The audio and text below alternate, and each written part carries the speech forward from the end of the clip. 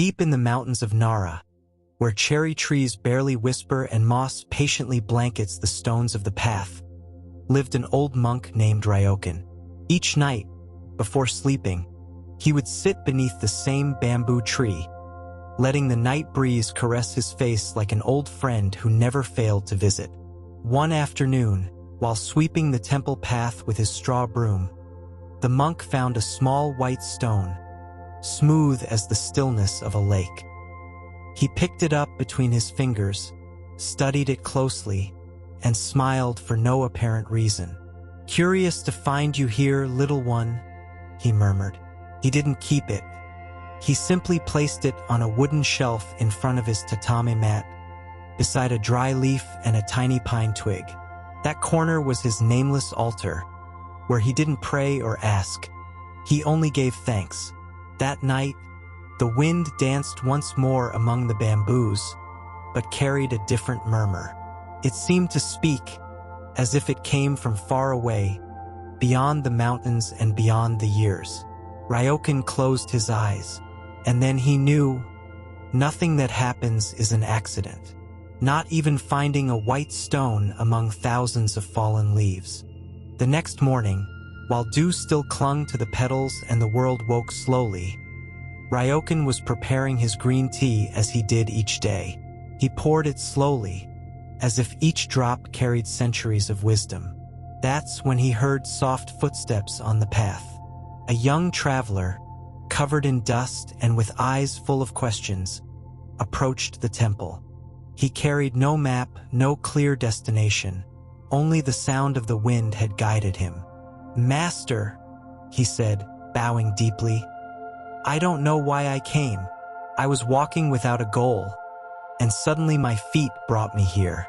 Ryōkan looked at him with the same calm he used to watch the clouds drift by. "Are you sure you don't know why you came?" he asked, offering him a warm cup. The young man lowered his gaze, unsure. "I just felt I had to follow something." The old monk nodded slowly, as if he had known it long before the young man was even born. "Then you are exactly where you're meant to be. No one arrives at the bamboo by mistake, not even the wind." And in that shared silence, between a sip of tea and the distant call of a lone crow, something invisible began to reveal itself. That afternoon, as the sun melted slowly into the horizon like ink on rice paper, Ryōkan led the young man to the small altar beside the tatami. "Look at this stone," he said, pointing to the white one he had found. "Doesn't seem important, does it?" The young man examined it, unsure what to say. It was a plain stone, no shine, no special shape. "I found it just before you arrived," the monk continued. "I could have ignored it, as we do with so many things, but I picked it up, brought it here, and placed it without any reason. And now, here it is in front of you." The traveler frowned slightly, puzzled. "And what does that mean?" Ryōkan smiled with the softness of a falling leaf. "Maybe nothing, or maybe everything. What seems small might be the beginning of something big. Who's to say your arrival didn't begin with this stone?" The young man said nothing. The wind moved again among the trees, as if it too was listening.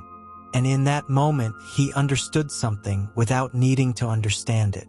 Because sometimes the most important things need no explanation. That night, the young man stayed at the temple. Ryōkan offered him a hand-woven blanket and a bowl of warm rice. As they ate under the flickering light of an oil lamp, the young man noticed that the monk's bowl had a crack. "Why don't you use a new one, master?" he asked with curiosity. "That bowl is broken." Ryōkan held it in his wrinkled hands and looked at it as if it were an old friend.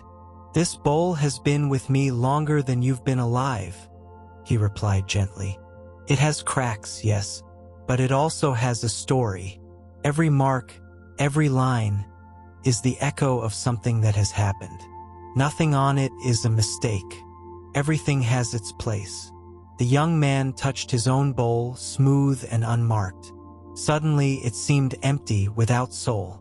"And if it breaks completely?"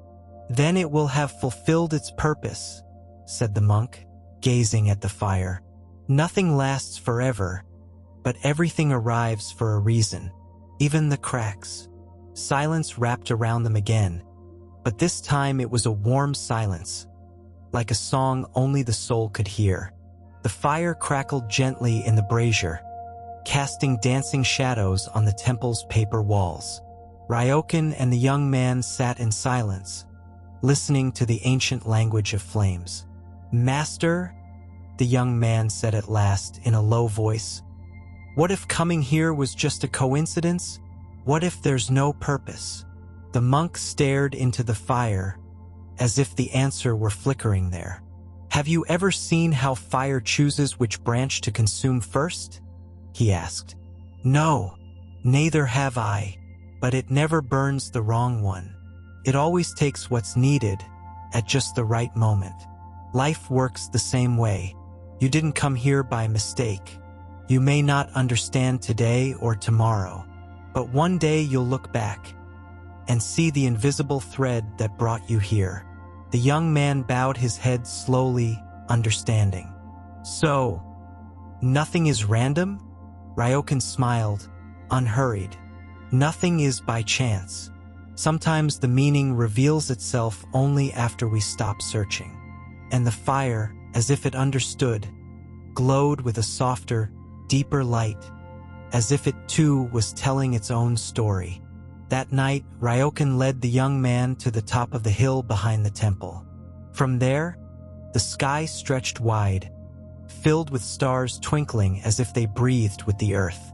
They sat in silence, wrapped in blankets, watching without a word. "See that star flickering just above the tallest pine?" said the monk. "Its light took thousands of years to reach us. It may not even exist anymore. And yet, its message arrives tonight, right now, for you and me." The young man looked up in awe. He had never felt that the sky could look back. Then, "What's happening now might have started long before I was born." "Exactly," Ryōkan nodded. "Stars don't ask if their light is useful. They shine because it's their nature, and their light arrives when it's meant to." The young man took a deep breath, as if something ancient inside him stirred awake. "Maybe I'm here to shine too, even if I don't know why yet." Ryōkan closed his eyes, smiling. "And you already are, without even realizing it." The wind stirred softly, and the stars seemed to nod in agreement. At dawn, the first rays of sunlight filtered through the bamboo, bathing the world in a soft, new light. The young man was preparing to leave. He had no clear destination, just as he had no clear reason for arriving. "Thank you, Master," he said, bowing deeply. "I don't know what I've learned, but something in me has changed." Ryōkan watched him with the same peace the mountain shows to the flowing river. That's all that matters. The essential is not always understood with the mind. Sometimes, it's enough to feel something has blossomed, even if you don't yet know its name. The young man paused for a moment, then glanced toward the altar. The white stone still rested there, peaceful. "May I take it with me?" Ryōkan nodded.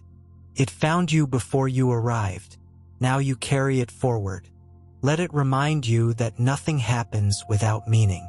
The young man tucked the stone gently into his pocket, like a secret, and began walking down the path in silence. And though he moved away from the temple, he didn't feel he was leaving. Because once you realize everything is connected, there's no such thing as distance, only continuity. That night, Ryōkan sat once more beneath the bamboo, as always. The moon hung full in the sky, and the wind returned with its quiet dance. Nothing had changed, and yet everything was different. The altar by the tatami now had a small empty space, where the white stone used to rest. The monk smiled. When something leaves, it's not a loss. It's a continuation, like a river that doesn't stop. It simply flows onward. And there, in the stillness of night, Ryōkan closed his eyes and breathed deeply. Somewhere, a young man walked with a stone in his pocket and a new certainty in his heart, that every step, every meeting, every silence had its purpose. He might not see it right away. He might never fully understand. But he trusted, because in the end, everything that comes and everything that goes does so at the perfect time. And so, the old monk and the young traveler, though far apart, slept beneath the same sky, both knowing, without needing to say it, that nothing is ever a coincidence.